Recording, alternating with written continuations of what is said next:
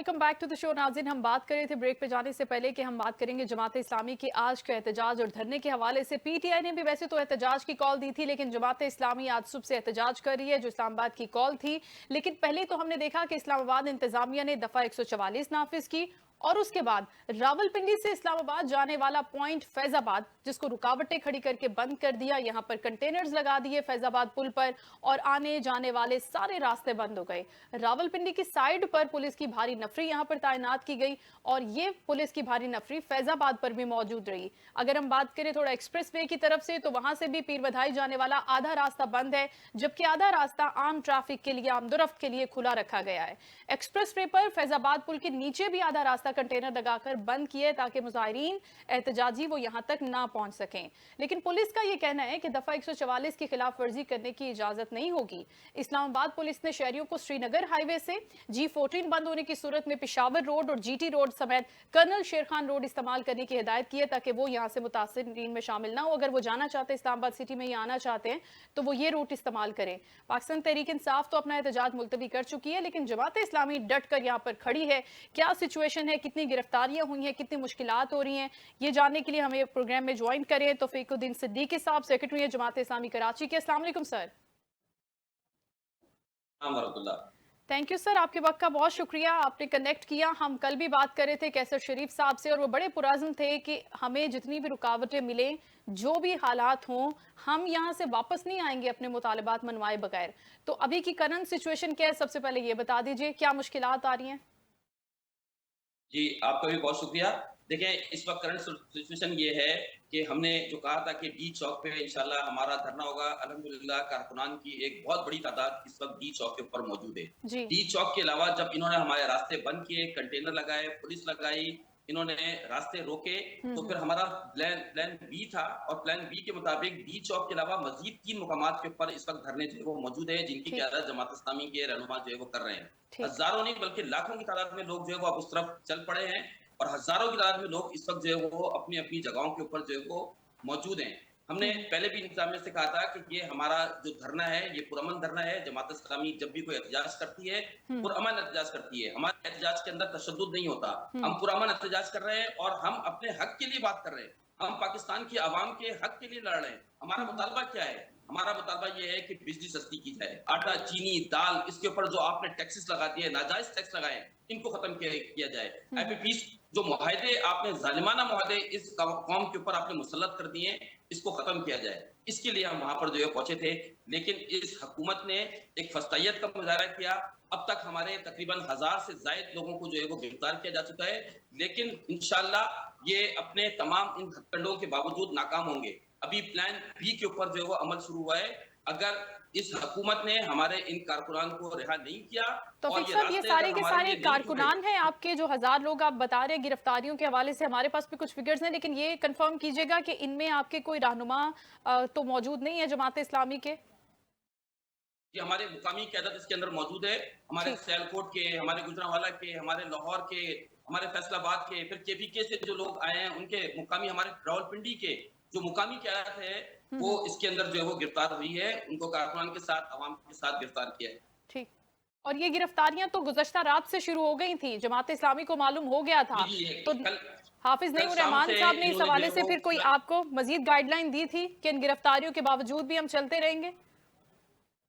जी देखें, कल शाम से इन्होंने मुख्तलिफ शहरों के अंदर अपनी कार्रवाई शुरू कर दी थी। जी। हमारे दफातर, हमारे घरों के ऊपर, हमारे मुख्तलिफ मुकामात से लोगों को इन्होंने उठाना शुरू किया था और मैंने आपको बताया कि हमने बिल्कुल प्लान किया हुआ है। अभी सिर्फ प्लान बी पर अमल दरामद शुरू हुआ है और प्लान बी के मुताबिक हमने अपने धरनों को 3 मजीद मुकामात पर एक्सटेंड किया है। प्लान ठीक। सी और प्लान डी और उसके आगे के भी प्लान मौजूद है। जितने प्लान होंगे, धरनों की तादाद इंशाल्लाह उतनी बढ़ेगी। पूरे मुल्क के अंदर धरने इंशाल्लाह शुरू होंगे। इनको पता नहीं है जमात इस्लामी के कारकुनान हैं, ये लोहे के चने हैं। इनको चबाने की कोशिश करेंगे, इनके अपने दांत इंशाल्लाह टूटेंगे। जमात इस्लामी का कुछ नहीं बनेगा और इंशाल्लाह जमात इस्लामी की ये जो तहरीक है, इस वक्त तो ये तहरीक अभी हमने सिर्फ अपने मुतालबाती तहरीक तक महदूद रखी है। अगर इन्होंने ये गिरफ्तारियां, ये रुकावटें, ये ओछे हथकंडे खत्म नहीं किए, तो इंशाल्लाह ये तहरीक फिर हुकूमत हटाओ तहरीक के अंदर तब्दील हो जाएगी। यही हमारा प्लान है। तो अभी क्या कोई हिदायत दी हैं अमीर जमात इस्लामी ने कारकुनों को कि अभी तक कॉल का इंतजार करें, क़यादत की कॉल का, या वहीं मौजूद रहें, थोड़ा वक्त लें और उसके बाद कोई फैसला होगा? या फौरी तौर पर कोई हिदायत जारी की गई हैं उनके लिए? बिल्कुल हिदायत जारी की गई है और उसी हिदायत पर अमल हो रहा है। मैंने आपसे कहा कि हम 3 मुकामात पर इस वक़्त बैठे हुए हैं। अब तक की जी। हिदायत यही है और जो हमारे अमीर जमात इस्लामी पाकिस्तान हाफ़िज़ नईमुर रहमान साहब हैं, उन्हीं की कॉल के ऊपर ये सारा कुछ जो है वो किया जा रहा है। इंशाअल्लाह इस वक़्त जो है वो कारकुनान की एक बड़ी तादाद इस वक़्त श्रीनगर रोड के ऊपर जो है वो अल्हम्दुलिल्लाह मौजूद है, फैज़ाबाद के ऊपर, लियाकत बाग के ऊपर, हुँ, हुँ। ज़ीरो पॉइंट के ऊपर और खुद डी चौक के ऊपर भी अल्हम्दुलिल्लाह एक बड़ी तादाद इस वक़्त मौजूद है तो तौफीक साहब, और जैसे इस आप खुद अज़म भी के साथ फरमा रहे हैं मौजूद कि है। ये एक बड़ी तहरीक में शामिल हो जाएगी, हम हटेंगे नहीं। कल भी यही बात हुई थी और हाफिज नईमुर रहमान साहब भी काफी पुरज़्म नजर आ रहे हैं इसको लेकर। तो हुकूमत ने क्या कोई निगोशिएट करने के लिए उनसे कोई कांटेक्ट किया, या इस हवाले से कोई आपके पास कोई अपडेट आई है अभी तक? देखिए, ये तो हुकूमत को पता था ना कि ये धरना होने जा रहा है। एग्जैक्टली। 1 महीने पहले जमात इस्लामी ने ऐलान किया था और इसके लिए मुख्तलिफ शहरों में, सूबों के अंदर एहतजाजी तहरीक हमारी शुरू थी और ये इन्हें मालूम था कि हम 26 तारीख को डी चौक पे धरना देने के लिए आ रहे हैं। तो हुकूमत का ये काम था कि वो संजीदगी के साथ इस पर बैठती, जमात इस्लामी के रहनुमाओं को बिठाती और कोई मुज़ाकरात करती। लेकिन हुकूमत ने नहीं किया। आज जबकि सूरत-ए-हाल बिल्कुल उनके काबू से बाहर है, तो अब वो राब्ते करते हैं, अब वो कहते हैं प्रेस कॉन्फ्रेंसेस करते हैं और कहते हैं कि जनाब हम मुज़ाकरात के लिए तैयार हैं, हम बैठने के लिए तैयार हैं, हम बातचीत के ज़रिए इस मसले का जो है हल निकालेंगे। तो हम भी तैयार हैं बातचीत करने के लिए, हम भी मसले का हल चाहते हैं। हम भी ये चाहते हैं कि जो हमारे मुतालबात हैं उसके मुताबिक जो हुकूमत जो अवाम को रिलीफ दे सकती है वो रिलीफ दे, तो अगर वो बातचीत करेंगे तो हम भी बातचीत के लिए तैयार हैं। वो तो बातचीत नहीं वो जो करेंगे तो मुतालबात हमारा हैं जो जमहूरी जिसके हक ऊपर है जमात इस्लामी अभी इनिशियली भी बैठ सकती है, हाफिज नईमुर रहमान साहब फौरन बैठ जाएंगे, वो जो इनिशियल 3 मुतालबात हैं वो कौन से हैं? वही वाला मामला है कि बिजली के बिलों को कम करें और टैक्सेशन के निज़ाम को थोड़ा सा, कि तनख्वाहदार तबके पे जो इजाफी टैक्स आयद किया है उसको कम करे, या इसके अलावा भी है कोई? जी, बिल्कुल हमारे ये 3 जो है ना, ये 4 ये बुनियादी नुकात हैं, जिसमें हमारा मुतालबा ये है कि ये जो महँगाई है, इसको ख़त्म किया जाए। ये जो टैक्सेस हैं, जो बेजा टैक्सेस आपने जो ज़रूरत ज़िंदगी की चीज़ें, अशिया हैं, चावल है, दूध है, घी है, हत्ता ये कि बच्चों के दूध के ऊपर भी आपने जो है टैक्सेस लगा दिए, अद्वियात के ऊपर टैक्सेस लगा दिए। तो हमारा मुतालबा ये है कि जो नाजायज़ और ज़रूरत ज़िंदगी की जो बुनियादी चीज़ें हैं, उनके ऊपर से टैक्सेस को जो है कम किया जाए। ये जो बिजली के ऊपर इन्होंने बेतहाशा टैक्सेस लगाए हुए हैं, फर्दर टैक्सेस के नाम से आपने कभी दुनिया के अंदर सुना है कि फर्दर टैक्सेस किसी मुल्क के अंदर किसी जगह पर ये नाफिज है? सिर्फ एक बिजली के बिल के अंदर मालूम नहीं कितने टैक्सेस हैं कि जो लगाकर हमें जो है भेजे जाते हैं। फर्दर टैक्सेस है, फ्यूल एडजस्टमेंट टैक्सेस है, क्वार्टरली जो है वो एडजस्टमेंट टैक्सेस है। इसमें जो है वो आपके कैपेसिटी जो चार्जेस अदर हैं, टैक्सेस के नाम से ये टैक्सेस टैक्सेस इतने ज्यादा हैं कि यूटिलिटी हम भी चार्जेस के उनको नाम गिन पर नहीं पाते कि कितने बेशुमार ज्यादा टैक्सेस है टैक्सेस कि हैं। जो इस बिजली के ऊपर लगाकर, तो हमारा मुतालबा ये है कि जो नाजायज टैक्सेस है। फिर आईपीसीपीस के हवाले से हमारा मुतालबा है कि ये जो मुआहदे आपने किए हुए हैं, कैपेसिटी चार्जेस के हवाले से आपने किए हुए हैं, कि बिजली पैदा नहीं होती उसके बावजूद हम पैसा देंगे, कम करने पर पैसा देंगे, तो ये सारे मुआहदे मनसूख किए जाएं। ये जो अलल तलल हुक्मरानों की अय्याशियां हैं, इसको खत्म किया जाए। आप अपनी अय्याशियां उसी तरह से बरकरार हैं आपकी, लेकिन अवाम के ऊपर आप टैक्सेस का जो है बोझ जो है उनको दबा रहे हैं। तो हमारा यही मुतालबात है और ये सारे मुतालबात किसी की जात से ताल्लुक नहीं रखते।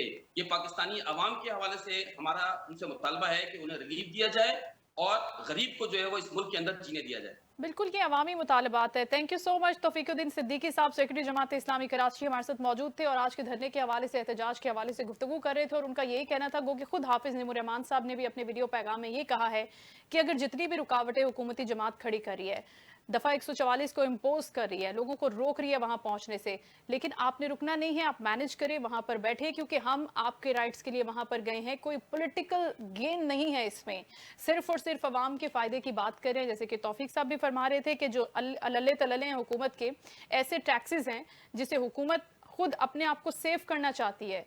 डायरेक्टली हुकूमत तो पे कर रही है, एक्स्ट्रा अदायगियां कर रही है कैपेसिटी चार्जेस की मद में, लेकिन हम आवाम से भी कुछ ऐसे टैक्सेस हैं जो लिए जा रहे हैं और महाना बुनियादों पर वो बढ़ते जा रहे हैं, उनको रोकने वाला कोई नहीं है। दूसरी जानिब आईएमएफ के जो मुतालबात हैं, बेल आउट पैकेज में जाने से पहले हमेशा क्या होता है कि बहुत सी दूसरी सैंक्शन इंपोज कर दी जाती हैं, चाहे वो पेट्रोलियम की बात हो, चाहे वो बिजली की बात हो, चाहे वो आवाम को रिलीफ देने के कोई मंसूबे हो। हमने नहीं सुना पिछले चंद अरसे से कि आवाम को रिलीफ देने के मंसूबों के हवाले से कोई नया प्लान आउट किया गया हो कि भाई आवाम के लिए ये चीज़ है। जहाँ तक हम पंजाब की बात करते हैं तो वहाँ पर हम सुनते हैं कि मरियम नवाज साहिबा ने किसानों के लिए, दूसरी चीज़ों के लिए, सोलर पैनल्स के हवाले से कुछ रिलीफ देने की कोशिशें की हैं, लेकिन हम उनको होता हुआ नहीं देख रहे, ये एग्जीक्यूशन हमें कहीं नज़र आ नहीं रही।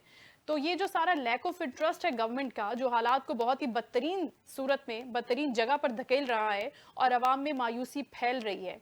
दूसरी जानिब जहां पर सियासी जमातें अब ये भी कह रही हैं कि दोबारा इंतखाबात होने चाहिए, तो ये सिचुएशन भी बड़ी ख़राब है। दोबारा इंतखाबात के हवाले से चीज़ों को क्रिएट करना, मैनेज करना खुद हुकूमत के लिए बहुत बड़ा चैलेंज होगा। न सिर्फ हुकूमत के लिए बल्कि पाकिस्तान भी उसका मुतहम्मिल हमें नज़र नहीं आता। शो का वक्त अपने इख्तिताम को पहुँचता, अपना बहुत ख्याल रखिएगा। इंशाल्लाह फिर मुलाकात होगी। अल्लाह हाफ़िज़।